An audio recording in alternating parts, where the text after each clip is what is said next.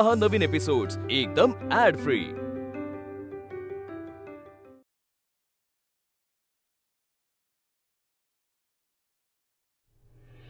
हो मुक्ता रेणुका फोन वाजतो। हा कोणाचा आहे? बहिणीच्या वडिलांचं। बोल ना पटकन ऐकलं। हॅलो हा आत्माराम बोल। काय तुम्ही परत कळवलंच नाही काही? हो मुक्ता रिलॅक्स। अहो काय होतंय मुक्ताला? काय झालं? कुसुम आहे का? जरा तिला फोन द्या। हा कुसुम बोल। हा द्या। हा मोठ्या मालकीनबाई बोला। नाही मुक्ता प्रेग्नंट नाहीये। अरे देवा। हो पाळी सुरू झाली तिची। ब्लिडिंग पण जास्त होते। मुक्ता नाही काळजी नका करू तुम्ही, आम्ही हॉस्पिटलमध्येच घेऊन जातो तिला। काय होतंय ते कळवा बरं का? हो मी आहे तिच्या बरोबर। काय होतं ते मी कळवते तुम्हाला। बरं ठेवते फोन, मला निघायचंय। हा ठेवते। ऐक काय झालं? ताई बरी आहे ना? अहो काही नाही, त्याला दिवस नाही गेले। मालकीनबाईंचा अंदाज जरा चुकलाच। असा कसा चुकला? हो चालायचंच, होत असतं असं। हे ठीक आहे, पण मुक्त मोठमोठ्याने आरडत होती, तिला काही त्रास तर होत नाही ना? अहो आता 4 दिवस त्रास होणारच, त्यात उशीर आली। फक्त आता शहरातली लोक गडबडून जायला नको। तसे ते तिला दवाखान्यात घेऊन चाललेत। खरं तर त्याची पण काही गरज नव्हती। असं कसं गरज नव्हती? पोरीला एवढा त्रास होतोय आणि तू म्हणते गरज नव्हती म्हणजे? हो आता चाललेत ना घेऊन, तुम्ही नका टेन्शन घेऊ। मी चहाचं काय ते बघते, चहा उकळून गेला असं बघते मी।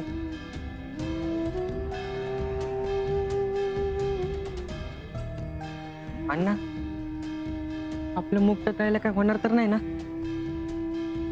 नाही रे बाळ, काही नाही होणार। आता तर तिला दवाखान्यात पण नेलंय, काहीच नाही होणार आता।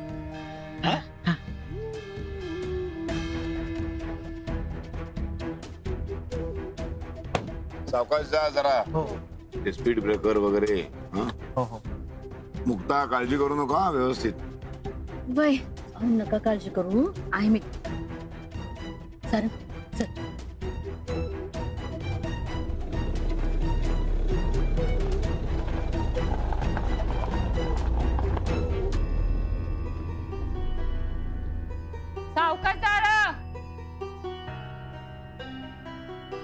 काही होणार नाही ना? अरे घाबरू नकस, लय फक्त माहिती। आणि ती VI पाठीशी आहे, डॉक्टर बी पाठीशी आहे। तेव्हा तू नग टेन्शन घेऊस, काय बी होणार नाही तिला। रेणुका दादाला आत घेऊन जा। चल चल चला समधी ना आज चला। चल ग कोळे।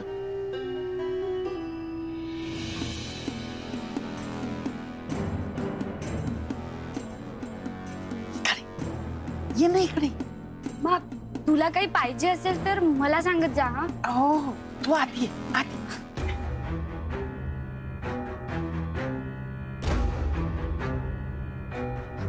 जया काय झालं मुक्ताला?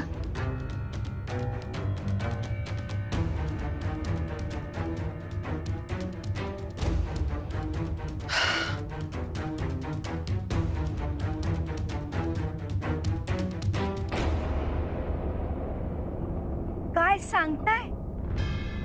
हो ना, मुक्ता प्रेग्नेंट नाहीये, त्यामुळे तुझा प्लॅन तसाच राहू दे। तसंही मी तो कुठे बदलला होता? तुम्हालाच काय झालं होतं काय माहिती? नाही म्हणजे काय आहे, तिच्या पोटात बाळ होतं, म्हणून जरा मला तिचा जीव घ्यायचं म्हणजे पटत नव्हतं, काळजी वाटत होती ना। पण आता तसं काय नाहीये, ती प्रेग्नेंट नाहीये, त्यामुळे प्रश्नच मिटला। आता तिला डॉक्टरकडे घेऊन गेलेत, तिच्या पोटात दुखतंय म्हणून। काय आत्या, पण ती पार्टी पर्यंत बरी होईल ना?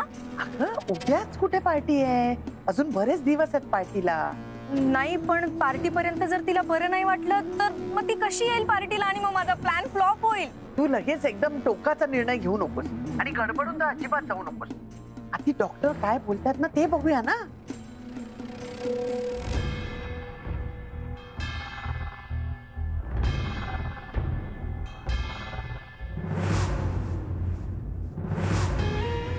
जाऊ जाऊ डॉक्टरकडे निघालो ना आता आपण. पोचू आता आपण 10 मिनिटात पोचू. त्रास होती ना फार?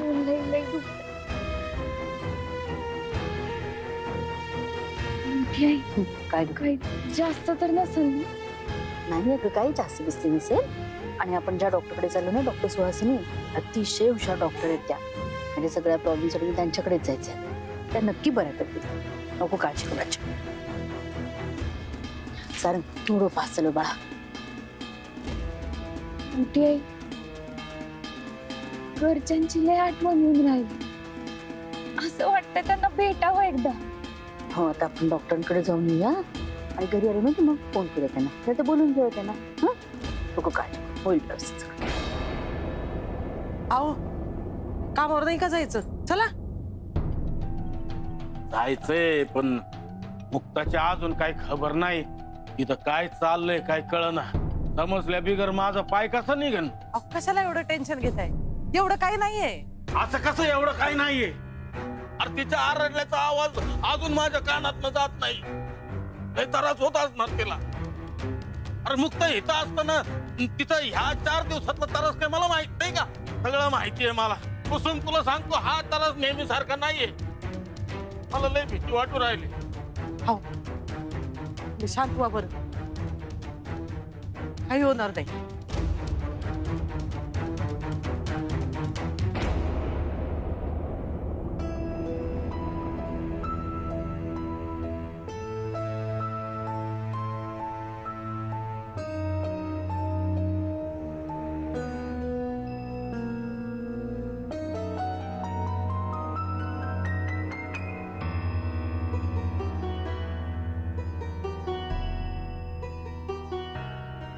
बस.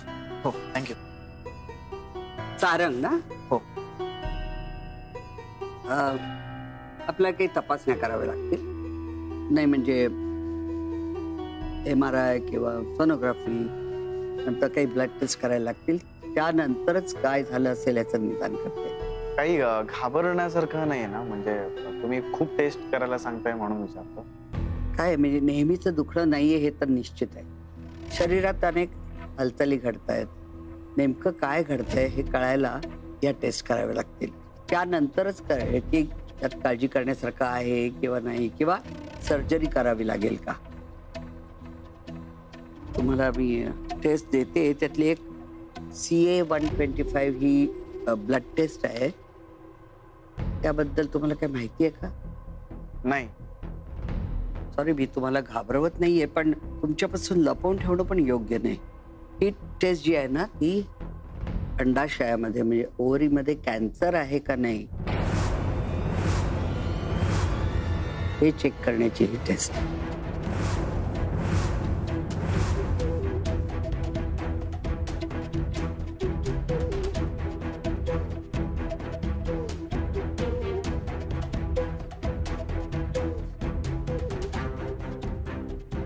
कॅन्सर आहे की नाही हे मी खात्रीनं सांगू शकत नाही.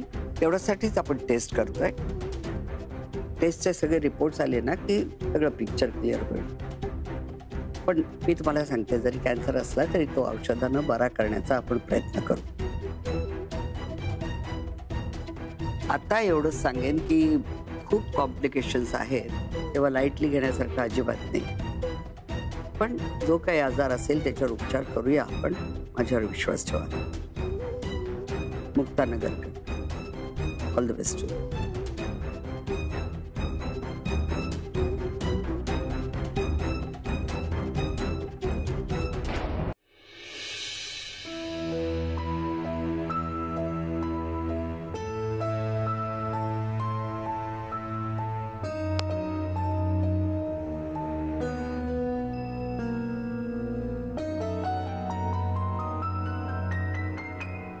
काय सारखं त्या फोनकडे बघताय? अजून कसं नाही ते फोन. फोन आला पाहिजे. कुसुम तू तरी करून पावर. हो मोठ्या मालकीन बाई म्हणल्या होत्या ना फोन करतील, मग करतील ना.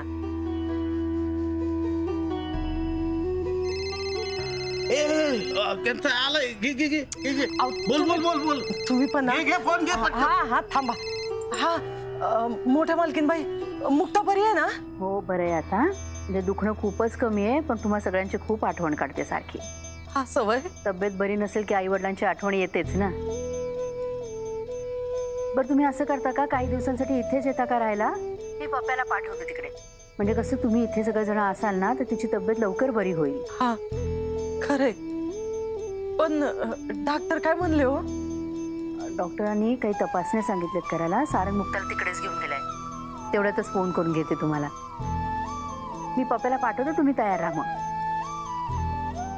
संध्याकाळपर्यंत रिपोर्ट येतील, तोपर्यंत तुम्ही याल पण इथे. हा वय. ठेवू मग फोन. काय म्हणले? अहो ते डॉक्टरांनी काहीतरी टेस्ट करायला सांगितलेत. संध्याकाळपर्यंत कळल काय ते. का? हा मालकीनबाईंनी आपल्याला काही दिवस तिकडे बोलावलंय. मुक्ताला लई आठवण येऊ राहिली आपली. तर मग आपल्याला जायलाच पाहिजे मग. चल चल आवरायला घेऊ. चल गाड्या पण भेटायला पाहिजे है ना. अहो ते पप्या भाऊंला पाठवणार आहेत आपल्याला घ्यायला. असं का? आई हा मला पण यायचे. अरे मी एकटे इथे राहून काय करू, मी पण येते. अरे बाळांनो, आम्ही आधी जातो ना तिथं आणि बघतो नेमकं काय झालंय, परिस्थिती काय आहे ते बघतो आम्ही. आणि इथं घराकडे बघायला पण कोणतरी पाहिजे का नाही. मी इथं घर सांभाळा, आम्ही असे गेलो आणि लगेच आलो आहे का नाही. कुसुम आवरायला की पटकन.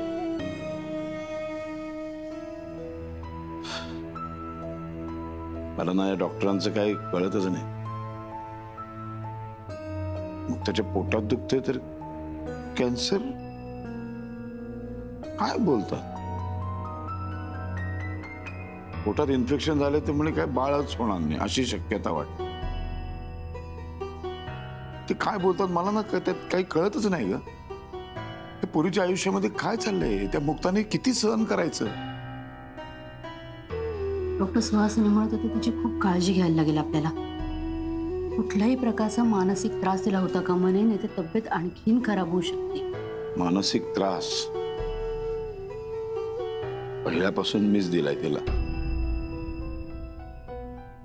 आत्माराम बरोबर जेव्हा तिथे नवरात्रात आली संबळ वाजवायला, तेव्हापासून तिला मानसिक त्रास सर्वात जास्त मी दिला. छळ छळ छळ. अख्खी रात्र ती संबळ वाजवत होते माझ्यामुळे. लग्नाच्या ऐन वेळेला मी बंद करून ठेवलं तिला कुठेतरी. हे करायचं नाही, ते करायचं नाही. प्रत्येक बाबतीमध्ये माझी दादागिरी, माझे नियम, माझी कडक शिस्त.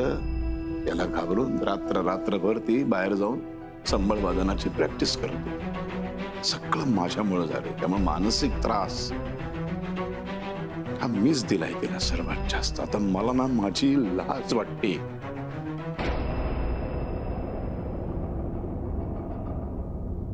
हा त्या दिवशी सरावाला जाताना थोडा अशक्तपणा जाणवला होता, पण असं काय घडन असं वाटलंच नव्हतं. हात काय चाललंय काही कळतच नाही. वरून माणूस किती ठीक दिसत असला ना, आतलं काय चाललंय. मुक्ता जास्त विचार करू नकोस.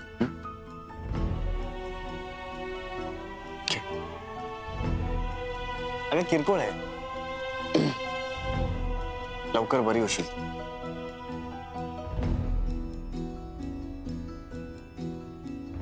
हो खूप त्रास दिलाय पोरीला, खूप त्रास. काय असं करताय तुम्ही?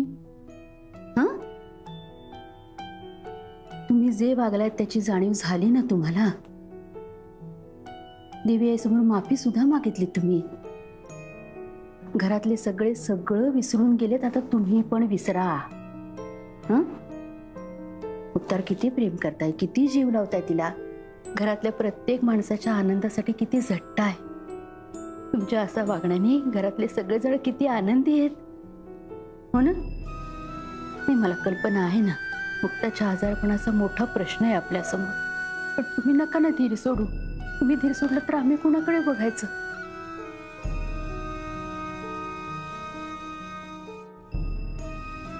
आणि रिपोर्ट येऊ दे की आधी, मग आपल्याला कळेल तिचा आजार पण गंभीर आहे नाहीये, ऑपरेशनची गरज लागणार आहे नाही लागणार आहे.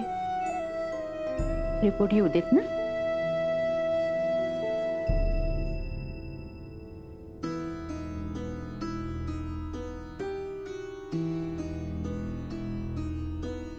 अहो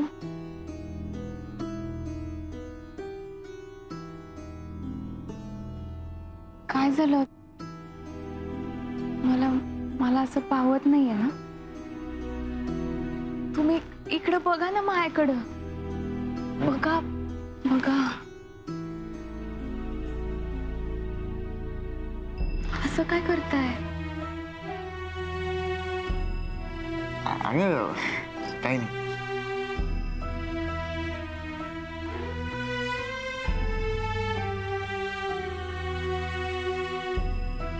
काही नाही होणार तुला.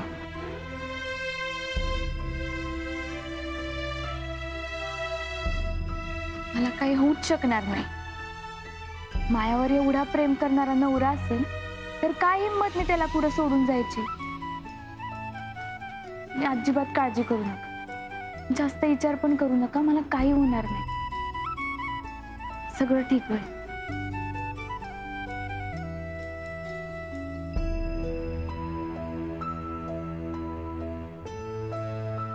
गोळ्या घेतल्या ना? होय. हे बघ मुक्ता, काही होणार नाही तुला, काही होऊच शकत नाही. आणि इतक्या लहान वयामध्ये इतकी मोठी मोठी आव्हानं पेलली आहेस तू, इतकी वादळ परतवून लावली आहेस. काय कमी संकट आली तुझ्या आयुष्यात एवढ्या लहान वयात? आणि सगळ्यात मोठं संकट कुठलं माहितीये? त्या संकटाचं नाव आहे रावसाहेब नगरकर. माझ्यासारखा एक अत्यंत मुरब्बी मुत्सद्दी राजकारणी, त्याला पचवलंस तू, त्याच्यावर मात केलीस, त्याला योग्य मार्गावर आणलंस. त्याच्या पुढे हे काय?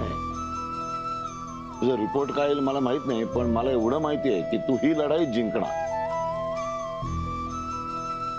100% जिंकणार. तुला काही होऊच शकत नाही. काळजी करू नकोस. येस.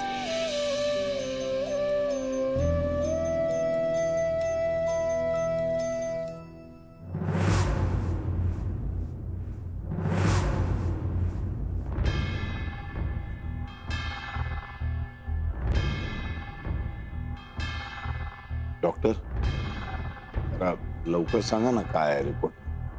अरे जे काय बराच वेळ झाला, रिपोर्ट आल्यापासून अक्षरशः खूप टेन्शन आलंय बा मला. नाही मी समजू शकते. म्हणजे मी म्हटलं की तिला कधीच मूल होणार नाही, तर ते ऐकायची तुमची तयारी आहे का?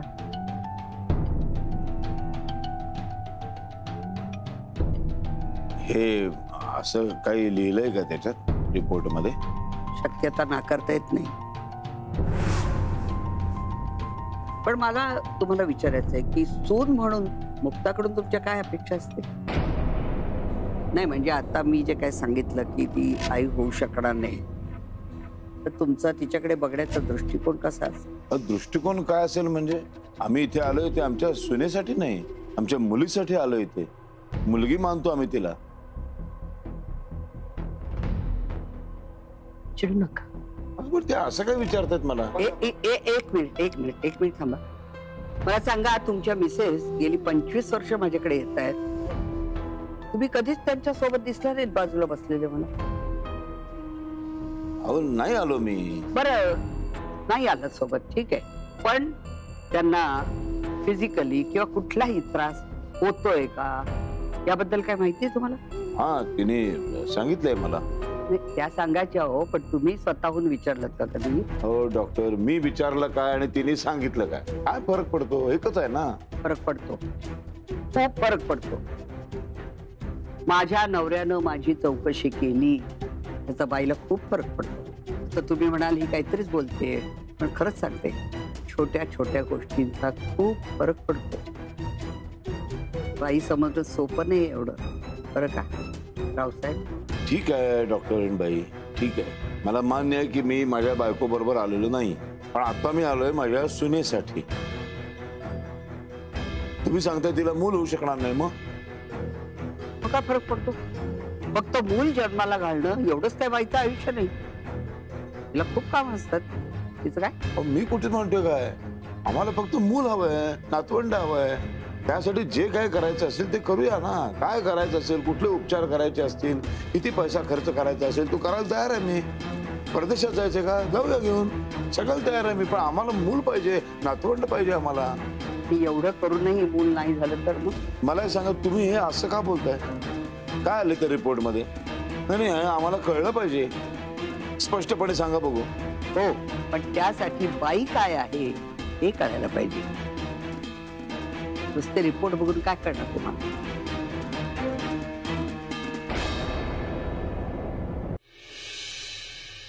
सांगा. ऐकतोय मी त्यासाठीच आलोय. बाई समजणं सोपं नाहीये, कारण बाई होणं हेच सोपं नाही. मला सांगा, मुलगा जन्माला आला तर जेवढा आनंद होतो घरात, तेवढा मुलगी झाल्याचा होतो का? म्हणजे जन्माला आल्यापासूनच तिला नाकारण्याचा प्रवास सुरू होतो की नाही? पोरगी 18 वर्षाची झाली की आई वडिलांनी तिच्या लग्नाचं टेन्शन यायला लागतं. त्यामुळे तिचं करिअर, तिने पाहिलेली स्वप्न सगळं बाजूला राहतं. कारण गणित फिक्स असतं. 22च्या आत लग्न झालं पाहिजे, 25च्या आत पहिलं मूल झालं पाहिजे. आज तो काळ असतो, तिच्या कपाळावरच्या भाग्यरेषा जातात आणि पोटावर सीझरच्या रेषा येतात. आईबाप सांगतायत 4 लोकात खिदळायचं नाही. नातेवाईक कौतुकाने सांगतात मुलीची मान अजिबात वर नाही, ती नाकासमोर चालते. नवरा म्हणतो माझ्या घरात तुला पूर्ण स्वातंत्र्य आहे, फक्त बाहेर फिरायला जाऊ ना तेव्हा जीन्स घालत जा. मोठ्यांना हसलं म्हणते मोठ्यांना हसते. कोणासाठी डोळ्यात पाणी आलं तर म्हणतात रडकी. प्रेम केलं तर म्हणतात वाया गेली. कोणाच्या विरोधात बोललं तर म्हणतात माज आलाय तिला. कोणाबरोबर चालायला लागली तर म्हणतात लायकी आहे का तुझी चालायची बरोबर.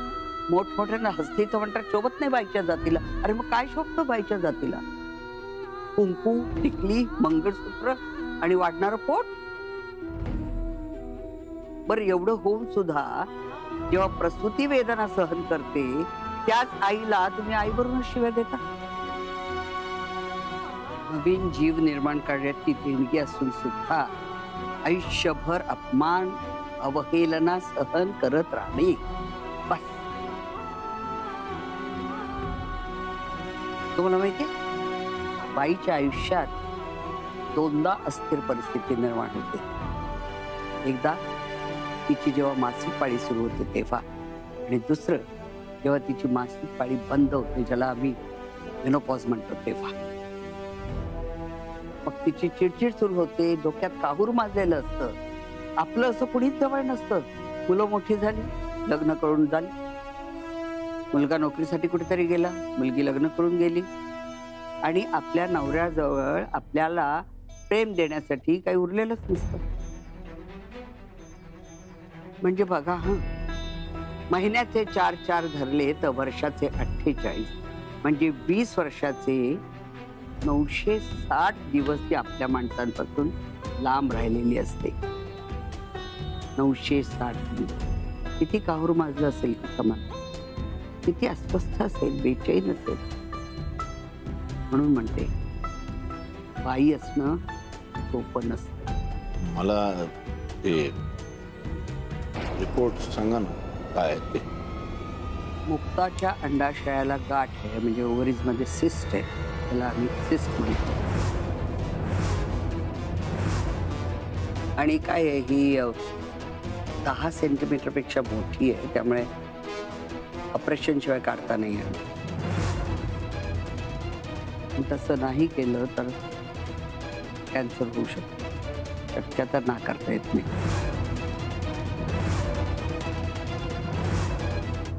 शिवाय तिच्या ओव्हरीजला पीळ पडलाय. आणि हेही सांगते की ती गाठ जिथे आहे तिथून काढणं खूप कॉम्प्लिकेटेड आहे. म्हणजे मी तुमच्यापासून काही लपवून ठेवणार नाही, पण कदाचित इन्फेक्शन पसरलं असेल तर पेशंटचा मृत्यू होऊ शकतो.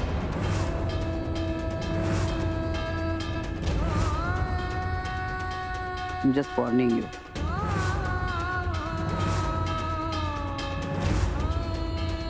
आमच्या तऱ्हेने आम्ही खूप प्रयत्न करू, पण धोका टाळता येईल की नाही हे सांगता येत नाही.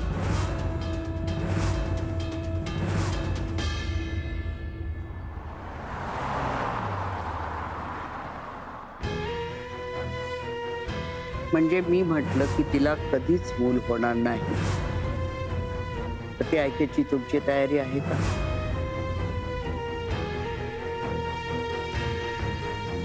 मी तुमच्यापासून काही लपवून ठेवणार नाही, पण कदाचित इन्फेक्शन पसरलं असेल तर पेशंटचा मृत्यू होऊ शकतो.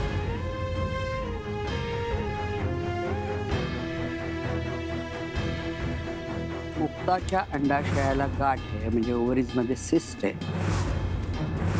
आणि काय आहे, ही 10 सेंटीमीटर पेक्षा मोठी आहे, त्यामुळे ऑपरेशन शिवाय काढता नाही येणार. तसं नाही केलं तर कॅन्सर होऊ शकतो.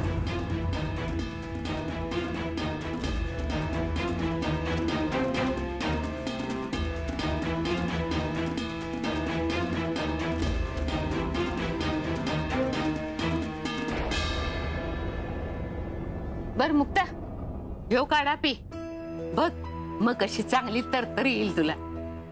घे.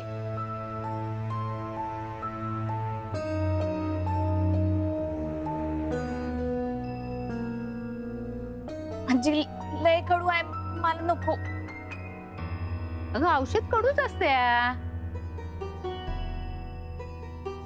काय विचार करायचं नाही, नाक दाबायचं आणि प्यायचं घट्टा घट्टा. पण हे नाही गिळणार, खरंच खरंच नको. असं म्हणतीस? बरं दे, ठेवते मी. काय ग पोरीनो, तुम्ही काय तोंडा बघत बसले? बहिणीशी बोला, काहीतरी तिच्याशी गप्पा मारा. बहिणी, तुला माहितीये का, मी आपल्या बिझनेस मध्ये ना ऑर्डर घ्यायला शिकलीये. आणि परवाच ना बँगलोरच्या एका व्यापाराची 300 किलो मोसंबीची ऑर्डर घेतली. आणि आतापर्यंत ना ती ऑर्डर डिलिव्हर सुद्धा झाली असेल. अरे वा. ए वहिनी, हे बघ, हे मी डिझाईन केलंय. मी जिथे इंटर्नशिप करते ना त्या आहुजा मॅडमना पण दाखवला. त्यांनी माझं खूप कौतुक केलं. आणि त्या काय म्हणाल्या माहितीये? काय? घे आधी सांग. तर त्या मला म्हणाल्या की मला खूप वर्षांनी तुझ्यासारखी हुशार, पॅशनेट आणि कामाला झोकून देणारी मुलगी मिळाली आहे. माझं फ्युचर खूप ब्राईट असणार आहे असं पण म्हणाल्या. मला ना तुम्हा दोघींचं खरंच लय कौतुक वाटत. मी दोघीलाही मोठा होणार बघा. बघितलं का पोरीनो, तुम्हा दोघींचं कौतिक ऐकून मुक्ताला कडू काढा सुद्धा गोड लागला.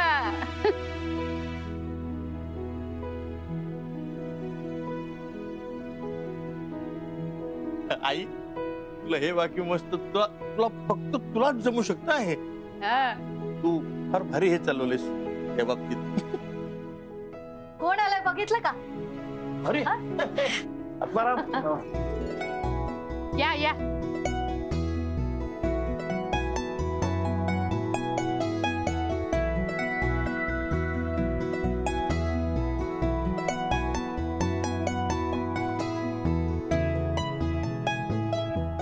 या या.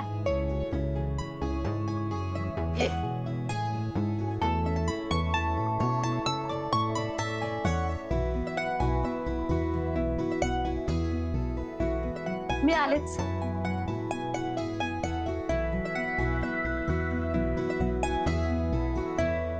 आता बरं वाटते ना तुला? पण तुम्हाला कसं कळलं? हा ग, मोठ्या मालकीनबाईंचा फोन आला होता. म्हणलं तुला लई आठवण येऊ राहिले आमची. आम्ही लागलीच निघून आलो.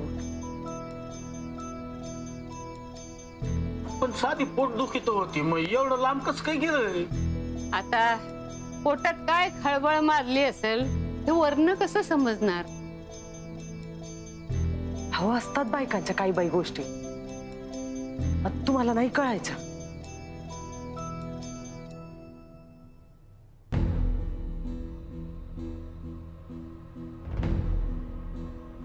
ते बसा बस मग बसा आत्माराम बस. हे घर तुझंच आहे. फरकायस का तू? बस अगं. मी जाऊ का? बसू मग. बसा ना. बस ग. ए बाळा बस. दादा रिपोर्ट कसे आहेत? रिपोर्ट फारसे चांगले नाही आहेत. काळजी करण्यासारखं आहे.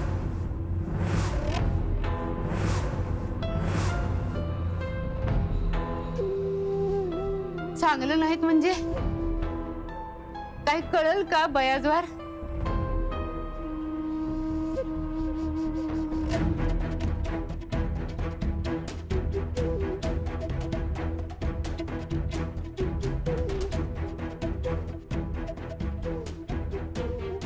मुक्ताच्या अंडाशयाला गाठ आहे, म्हणजे ओव्हरीज मध्ये सिस्ट आहे. आणि काय आहे, ही 10 सेंटीमीटर पेक्षा मोठी आहे, त्यामुळे ऑपरेशन शिवाय काढता नाही येणार. तसं नाही केलं तर कॅन्सर होऊ शकतो.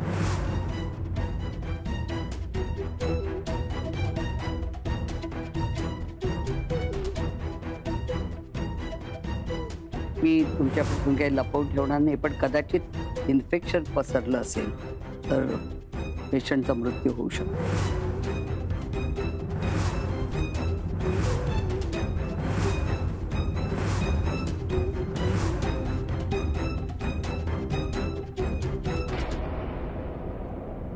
हो व्याई काय? आणि सगळेजण रडताय काय तुम्ही? तुमच्या लक्षात नाही आलं? मी मुक्ताच्या समोर तिचा रिपोर्ट सांगितला, कारण मला माहिती आहे माझी सून ही माझी मुलगी आहे ना, ही फार धैर्याची पोरगी आहे. योद्धा आहे ती, योद्धा. लढणारी आहे ती, लढवई आहे ती. घाबरत नाही ती. बघा तिच्या चेहऱ्यावरचं हसू कणभर पण कमी नाही झालं. तुम्ही कसले रडताय? आपण लढायचंय. हे बाळा काळजी करू नकोस. हा रावसाहेब तुझ्या पाठीशी उभा आहे. तू ही लढाई जिंकणार म्हणजे जिंकणार. तू बरी होणार, काळजी करायची नाही. असं हसत झालं.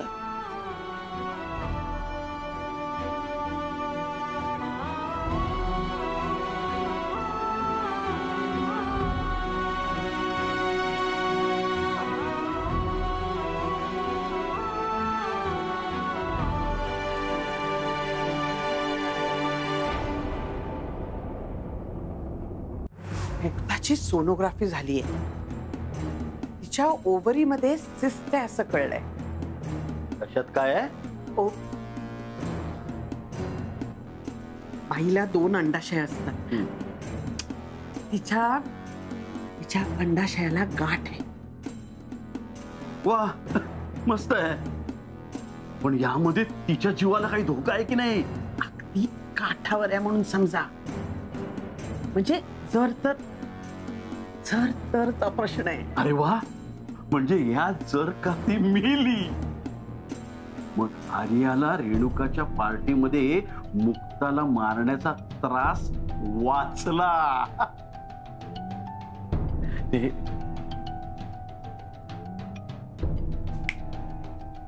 डोक्यात काय वळवळत आहे काय?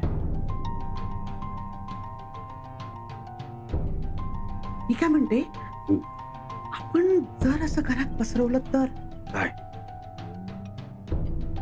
की मुक्तासोबत जे काही घडतंय त्याला ती स्वतःच जबाबदार आहे तर?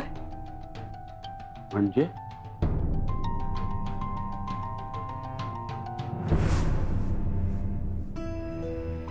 आता छानपैकी हातपाय धुवून घ्या, फ्रेश व्हा, मग एकत्र जेवूया आपण. हा ठीक आहे. आम्ही थांबतो बाहेरच्या खोलीत. कुठे? आउट हाऊस मध्ये? हा इथंच थांबतो नेहमी.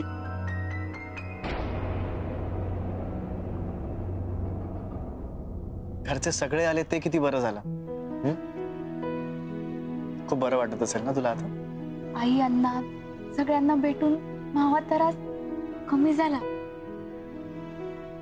पण मला एक सांगा, ते पुढे राहणार? अरे यार, मी ह्याचा विचारच केला नाही. ए मुक्ता, पण काही झालं ना तरी मी त्यांना आउट हाऊस मध्ये राहू देणार नाही. अहो, असं काही नाही, ते तिकडे पण राहू शकते. असं काही नाही म्हणजे कसं मुक्ता? तू थांब, मी आलोच. अहो तुम्ही पण थांब मुक्ता. ते पूर्वी तेव्हाची परिस्थिती वेगळी होती. तेव्हा तुम्ही माझे व्याही नव्हतात, मुक्ता माझी सून नव्हती. आता ती माझी सून आहे. सून काय, माझी मुलगी आहे ती, आणि तिचे आई वडील आहात तुम्ही. व्याही आहात, एक नातं निर्माण झालंय. आता कुठेही असं बाहेर राहायचं नाही. कधी याल तेव्हा इथे आमच्या पाहुण्यांच्या खोलीमध्ये राहायचं.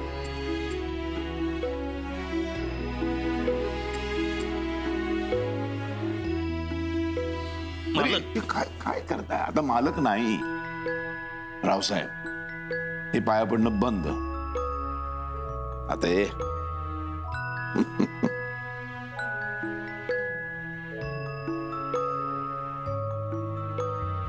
चला या, तुम्हाला मी तुमची खोली दाखवतो. या रे पोरांनो.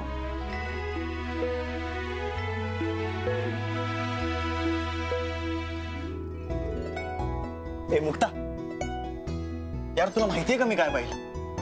अगं अण्णा दादांच्या पाया पडायला गेले आणि दादांनी डायरेक्ट त्यांना मिठीच मारली. अगं आणि इतकंच नाही तर दादा काय म्हणाले माहितीये का? अहो तुम्ही आमचे व्याही आहात, तुमची जागा ना इथे इथे, त्यामुळे जेव्हा केव्हा भेटाल तो पाया नाही पडायचं, डायरेक्ट गळा भेट घ्यायची.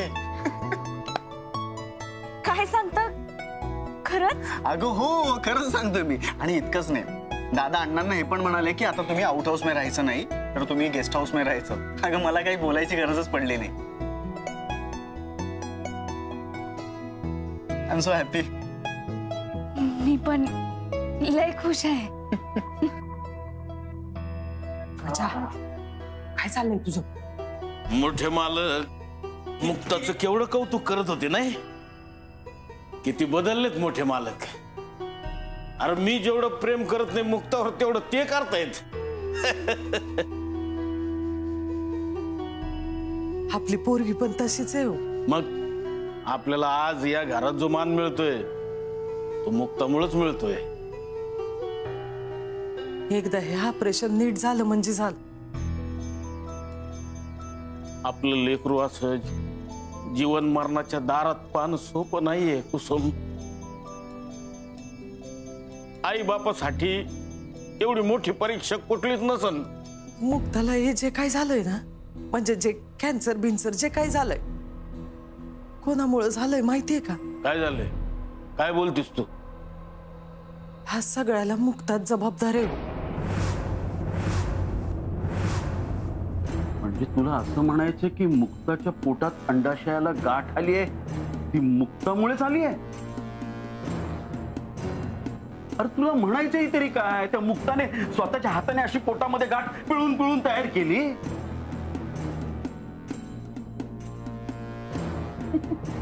अरे बायकांनी संबळ वाजवायचं नाही असा नियम आहे, तरी तिनं तो वाजवला. पण आता तेच पलटून तिच्या अंगावर आलंय. कुसुम काय बोलते तू? मला माहितीये तुम्हाला हे नाही पटणार, पण मी मुक्ताला दोष नाही देते. हे बघ कुसुम, तू लई चुकीचा विचार करतेस. माहित नाही, मी हा विचार डोक्यातून काढायचा प्रयत्न केला पण जातच नाही हो. म्हणजे मला असं वाटतंय मुक्तानं लय मोठं पाप केलंय म्हणून तिला हा शाप भेटलाय. तुम्हाला काय वाटत आहे? कुसुम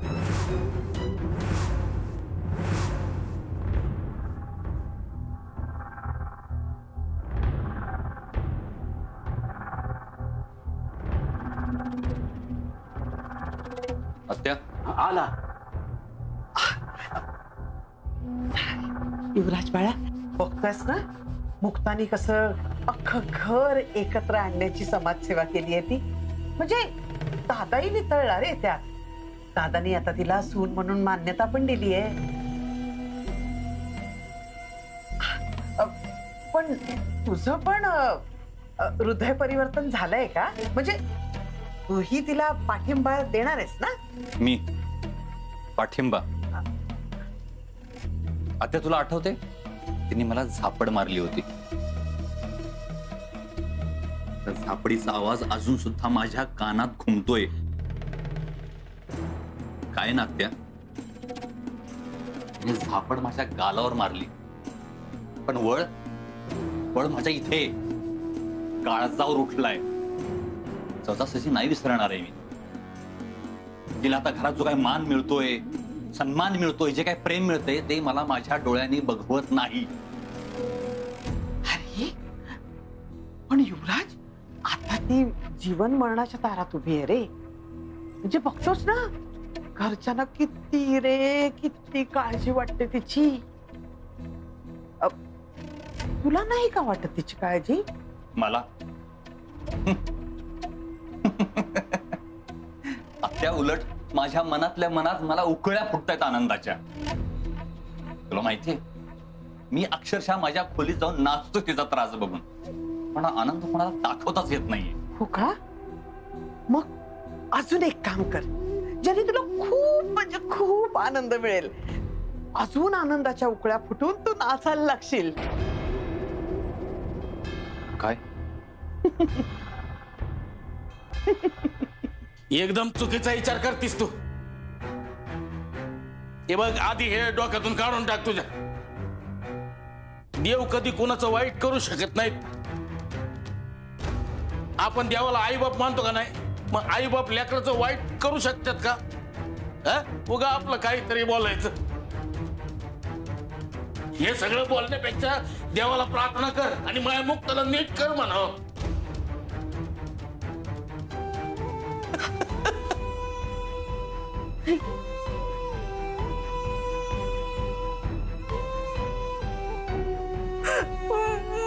माफ करा, मी लई विचार करते म्हणून काही बाई माझ्या डोक्यात यायला लागलं. पण मला माई मुक्ता बरी व्हायला पाहिजे. दुसरं काही नको, काही नको.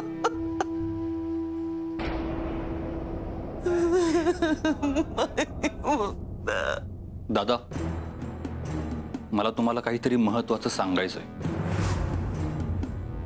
जे काय ते पटकन बोल.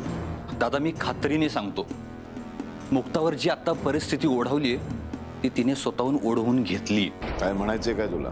मुक्ताने संबळ वाजवण्याचं पाप केलंय, ती स्त्री असून.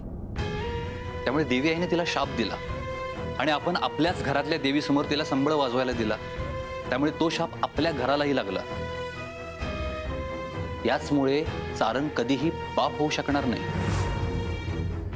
मला तर असं वाटतं की तो शाप आता मलाही लागेल, मलाही कधीच मुलं होणार नाहीत. दादा, मला तर आता वेगळीच भीती वाटते. ही आपली नगरकरांची शेवटची पिढी तरी नाही ना?